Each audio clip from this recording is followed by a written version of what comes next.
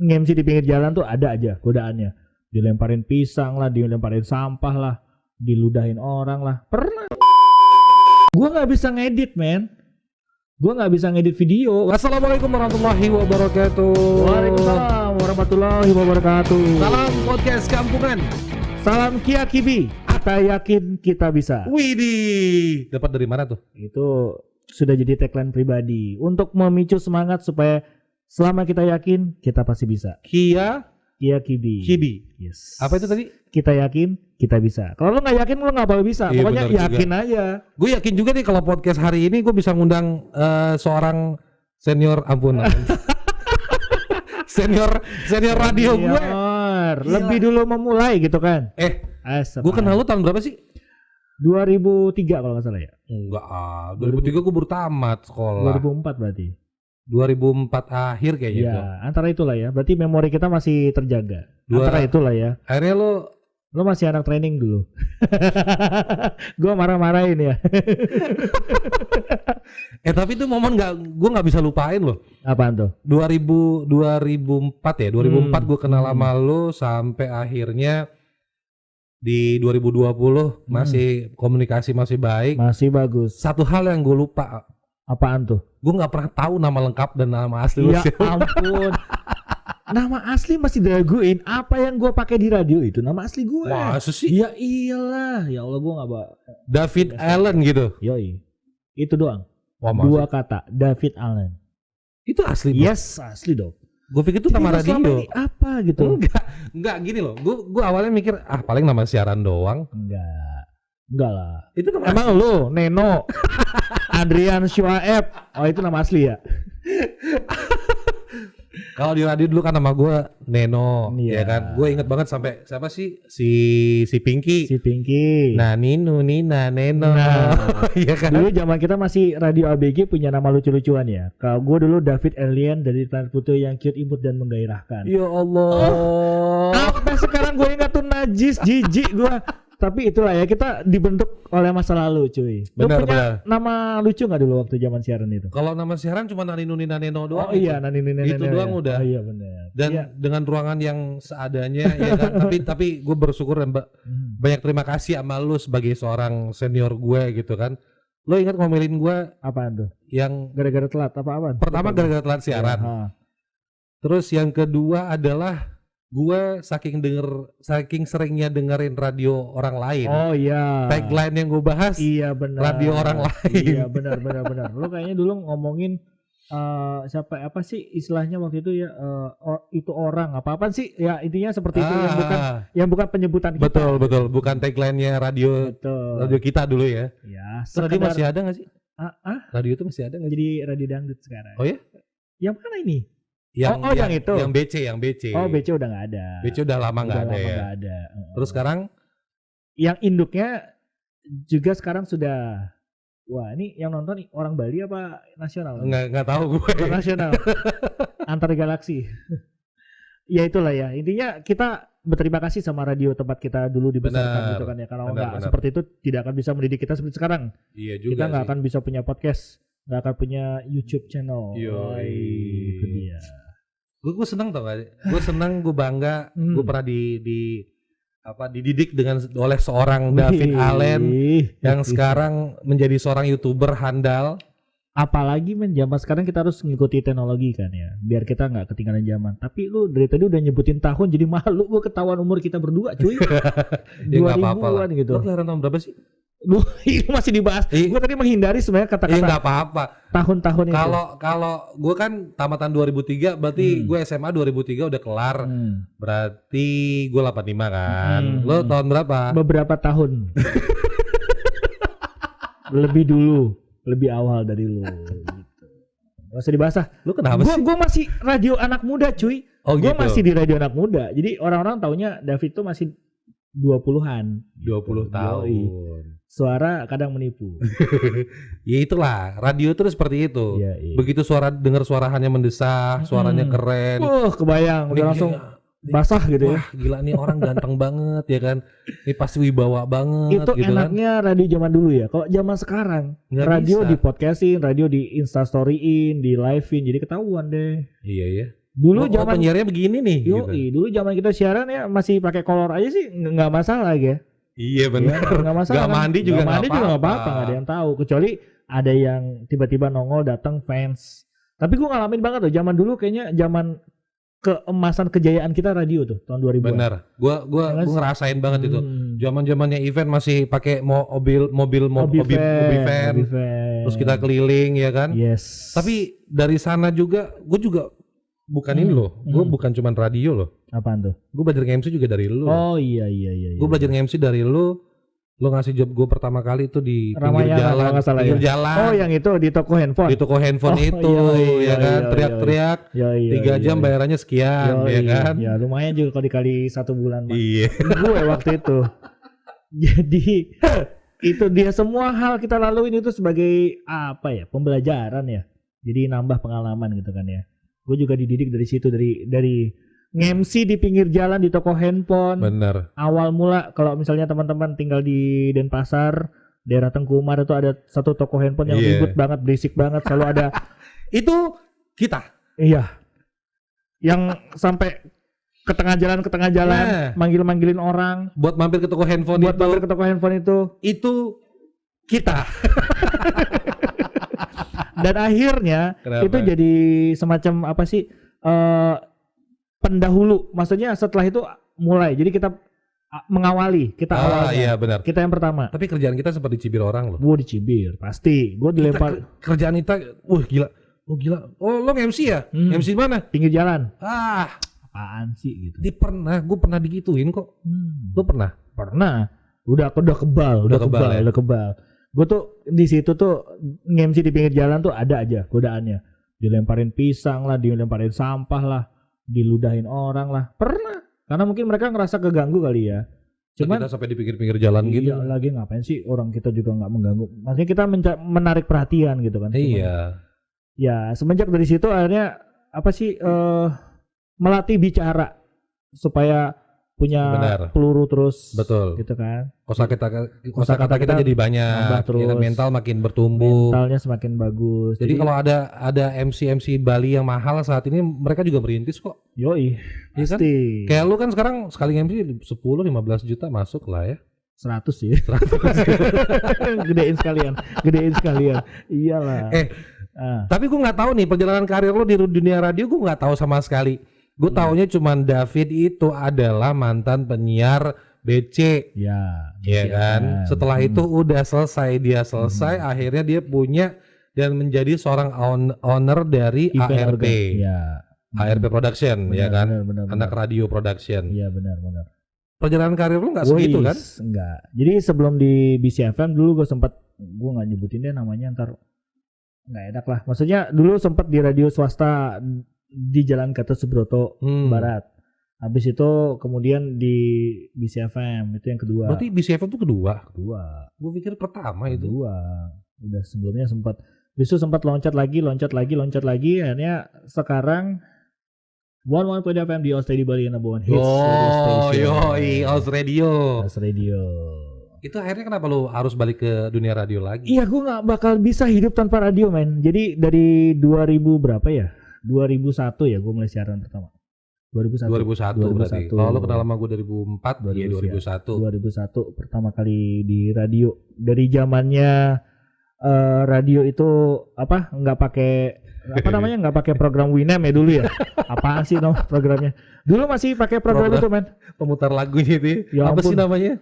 Dulu masih ada deck 1, deck 2, deck 3, deck 4 gitu kan. Jadi kaset 1 masukin, mau habis, siap-siap pencet. 2, ini udah habis, lo isi lagi yang deck 1, ini udah mau habis, deck 3 nyala. Benar.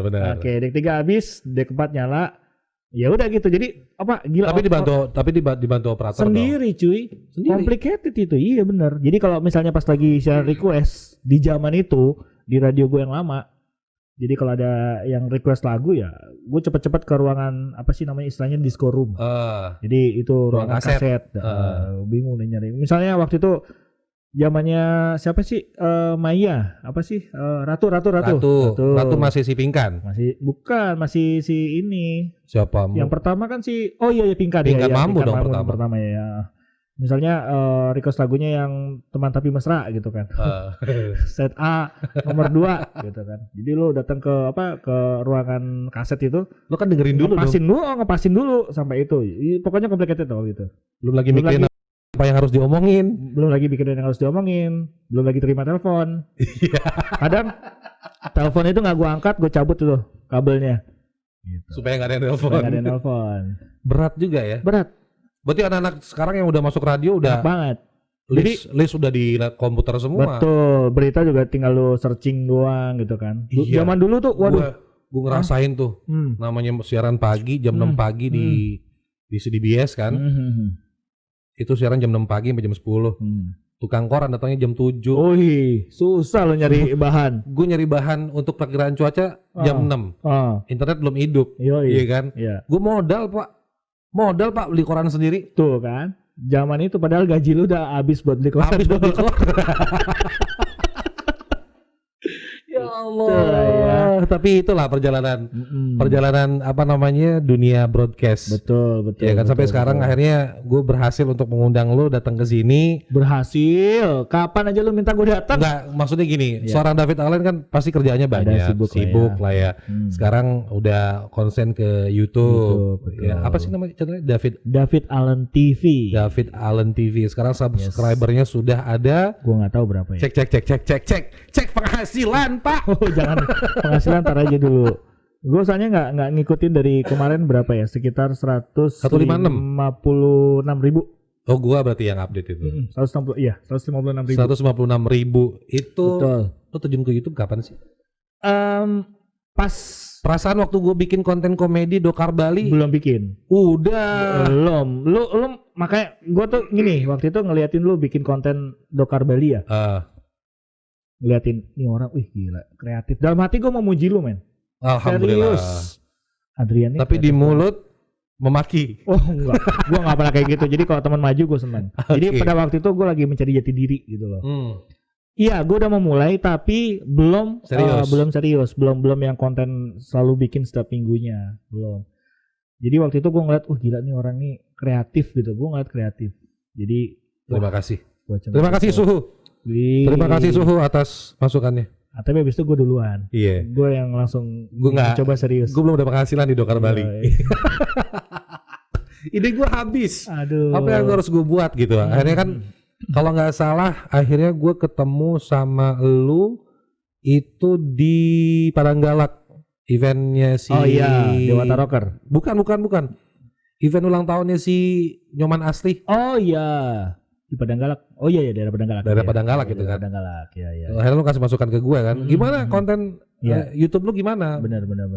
Masih vakum nih. Akhirnya lu kasih masukan ke gue. Gue lihat memang YouTube lu udah jalan waktu itu. Udah ada income kan dari situ. Udah ada income, ya. Sekarang kan masih bertambah dong. Alhamdulillah. Jadi sebenarnya memulai itu setahun yang lalu, men. Jadi sebenarnya kayaknya kalau dilihat duluan lu gitu memulai.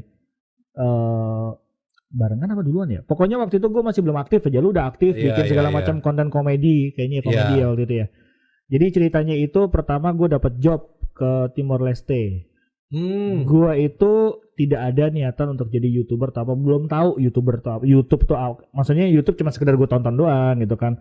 Raditya Dika, siapa gitu kan waktu itu. Terus gue dapat job ke Timor Leste sebagai seorang yang punya basic, seorang announcer, seorang dunia kreatif, sosial media kayak gitu kan. Gue kebutuhan untuk buat di Instagram waktu itu. Oh berarti niatnya nggak ada mau posting upload di YouTube, nggak ada. Cuman waktu itu gue berpikir gue pergi ke satu daerah negara yang random banget kan, jarang orang ke sana, ngapain ke Timor Leste, Timur dulu ya. Iya benar. Gue dapat undangan dari Menteri Luar Negerinya. Mantap. Jadi ceritanya dia punya anak terus bikin acara. Iya, bikin acara di situ, gue diundang karena di daerah Timor Leste kan mencari talent kan susah ya. Pasti larinya paling dekat daerah yang tujuannya kan pasti Bali. Jadi kebetulan gue dapat jodoh diundang ke sana. Akhirnya sampai di sana gue videoin dari perjalanan naik pesawat segala macam. Tapi emang niat Niat dalam artian bukan untuk wah YouTuber, enggak. Oh enggak Hanya ada. sekedar dokumentasi kapal lagi cuy. Oh iya. Gua Itu juga buat apa namanya pribadi doang. Pribadi doang. Jadi akhirnya begitu gue sampai sana video-videoin. Kebetulan gue di treatmentnya tuh ala tamu VIP gitu loh. Oh ya? Iya. Lu Jadi, berapa orang ke situ? banyak waktu itu yang rombongan pertama ke sana itu berapa orang ya? Tapi kan 10 lu orang. kalau nggak salah. emang lu kerja ke situ. kerja. Jadi gue tuh yang dijemput terus ditaruh di hotel Bagus. Oke, bau. Oke gitu kan ya. Habis itu kemana-mana dianterin gitu kan. Jadi kan gue nggak mikir harus kemana-kemana. Jadi gue bisa fokus ngevideoin gitu. Selain untuk event juga gue videoin semuanya. Akhirnya setelah selesai event acara, gue balik ke Bali. Itu nggak langsung gue upload, men. Masih berapa minggu kemudian gue upload karena ya. Kok lama? Gue nggak bisa ngedit, men. Gue nggak bisa ngedit video waktu Sama itu. Sama sekali. Dan memang nggak mau ngerjain. Maksudnya emang buat konsumsi pribadi aja kan. Betul. Tapi lama-lama setelah berapa minggu itu sebenarnya gue ada niat nih.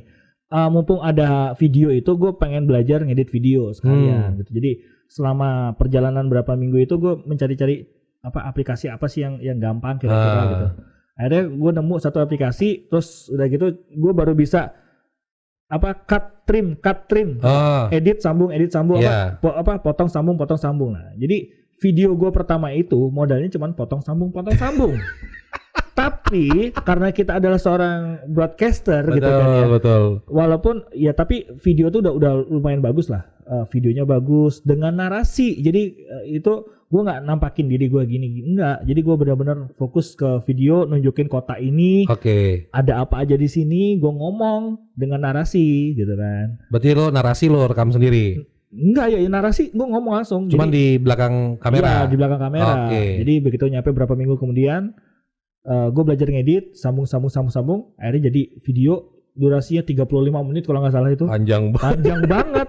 Tapi kalau biasanya kalau orang nonton video lamanya malu ya. Tapi kalau gue ngeliat video gue yang itu, senang. Masterpiece, man.